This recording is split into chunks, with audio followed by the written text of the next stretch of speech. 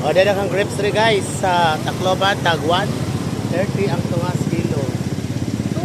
260 ang tungas ang kilo. So 130 ang tungas kilo. Seedless ba yan? La seedless siya guys. Seedless? Pwede na mo. Yes ma'am. May bunggaw itong grapes.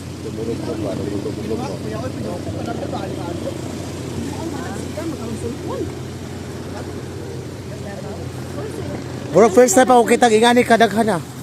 Kaya pa nga pinutos mong basta na makita. Achanggi kay ka lang. Silupin naman. Correct kong. Sana lagi na utang. Mo nang mahal. Na-miss dyo ko sa crepes. Oo. Lami. Lami. Bongga, eh. Uy, pwede na mo. Kila? Dilaura. Hala, tilaw ra usa guys. Usa ra ha. Itong naipot na. Nagdagan na dito itang tunga.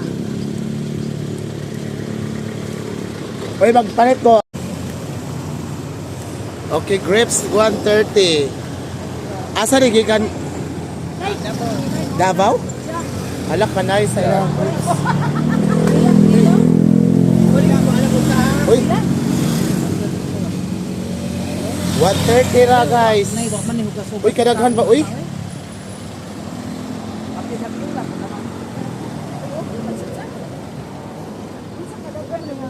Kadaghan ba siya ang grapes? Uy.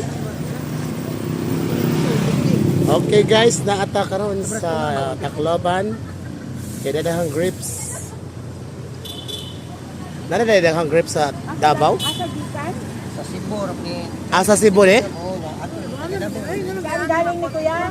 Ha? Saan galing?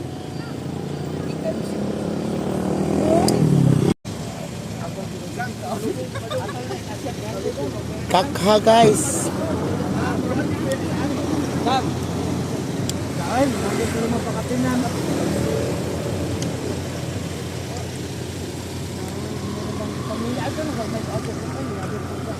Uy, lindot siya. As in. First time pa dyan nakakaog. Nakita grapes nga nagtapok ra. Kapin na mo. Na isa ganina kasi ang Lubog na to.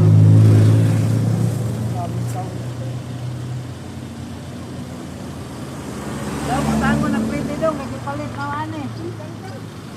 Tama ko. Ngayon may dagko o. Ba, wali ko og